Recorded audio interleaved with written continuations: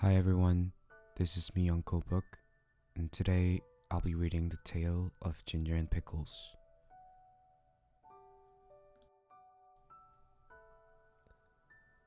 Once upon a time, there was a village shop. The name over the window was Ginger and Pickles. It was a little small shop just the right size for dolls.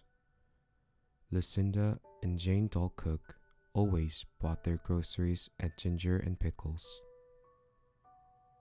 The counter inside was a convenient hide for rabbits. Ginger and Pickles sold red spotty pocket handkerchiefs at a penny 3 farthings. They also sold sugar and snuff and galoshes. In fact, although it was such a small shop, it sold nearly everything, except a few things that you want in a hurry, like bootlaces, hairpins, and mutton chops. Ginger and Pickles were the people who kept the shop. Ginger was a yellow tomcat, and Pickles was a terrier.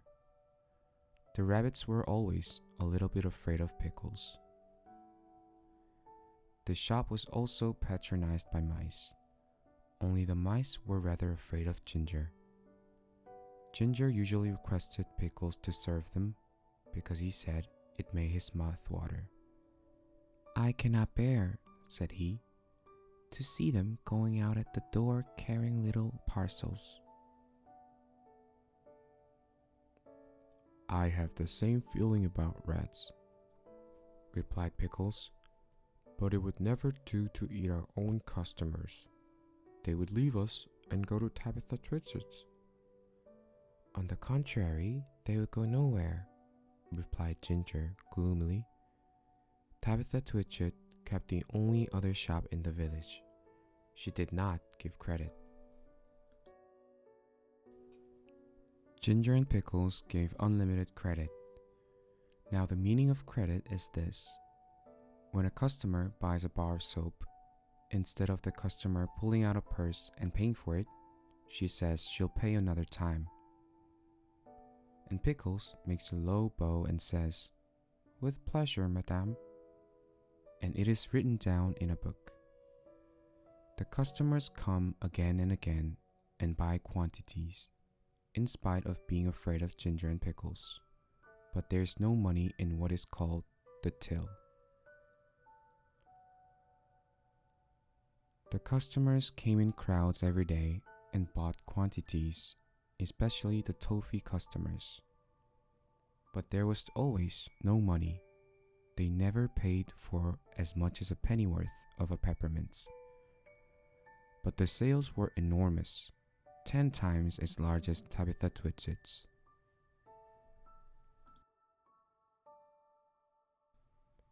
As there was always no money, Ginger and Pickles were obliged to eat their own goods. Pickles ate biscuits, and Ginger ate a dried haddock. They ate them by candlelight after the shop was closed. When it came to January 1st, there was still no money, and Pickles was unable to buy a dog license. "It is very unpleasant. I am afraid of the police," said Pickles. "It is your own fault for being a terrier.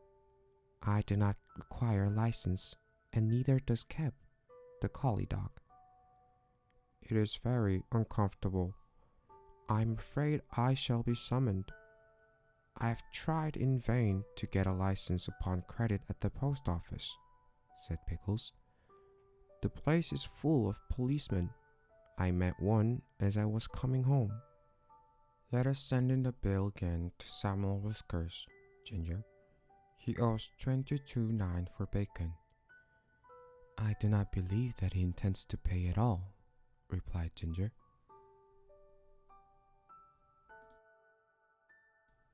"And I feel sure that Anna Maria pockets things. Where are all the cream crackers?" "You have eaten them yourself," replied Ginger. Ginger and Pickles retired into the back parlor. They did accounts. They added up sums and sums and sums. Samuel Whiskers has run up a bill as long as his tail. He has had an ounce and 3/4 of snuff since October. What is 7 pounds of butter at 1/3 and a stick of sealing wax and 4 matches?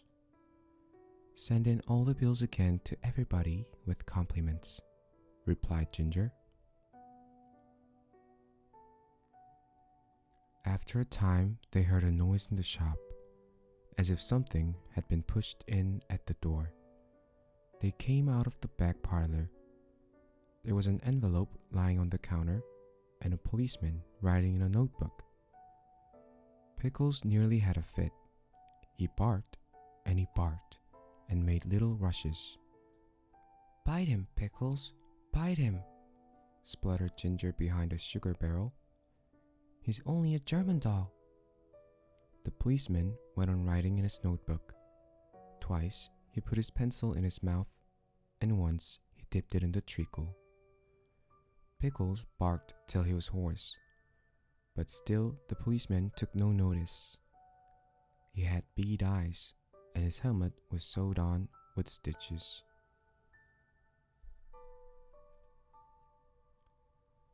At length, on his last little rush, Pickles found that the shop was empty.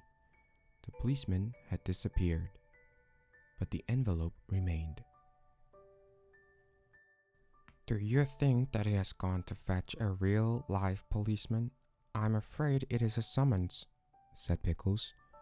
"No," replied Ginger, who had opened the envelope.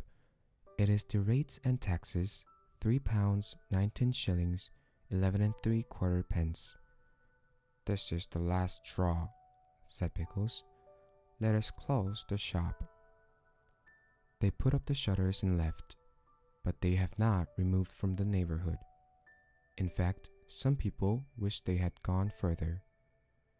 Ginger is living in the warren. I do not know what occupation he pursues.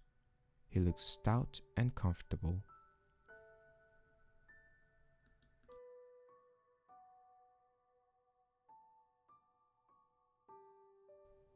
Pickles is at present a gamekeeper. The closing of the shop caused great inconvenience. Tabitha Twitchit immediately raised the price of everything a halfpenny, and she continued to refuse to give credit. Of course, there are the tradesmen's carts, the butcher, the fishman, and Timothy Baker. But a person cannot live on seedwigs and sponge cake and butter buns, not even when the sponge cake is as good as Timothy's. After a time, Mr. John Dormouse and his daughter began to sell peppermints and candles, but they did not keep self-fitting sixes, and it takes 5 mice to carry 1 7-inch candle.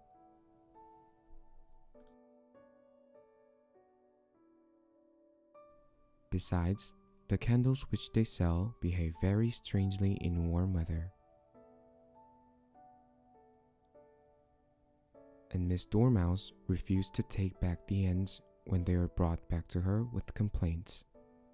And when Mr. John Dormouse was complained to, he stayed in bed and would say nothing but "very snug," which is not the way to carry on a retail business.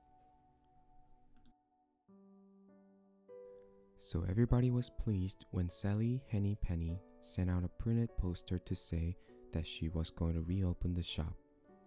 "Henny's opening sale, grand cooperative jumble, Penny's penny prices. Come buy, come try, come buy." The poster really was most enticing. There was a rush upon the opening day.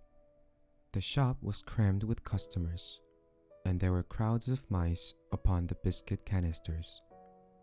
Sally Henny Penny gets rather flustered when she tries to count out change, and she insists on being paid cash, but she is quite harmless, and she has laid in a remarkable assortment of bargains. There is something to please everybody.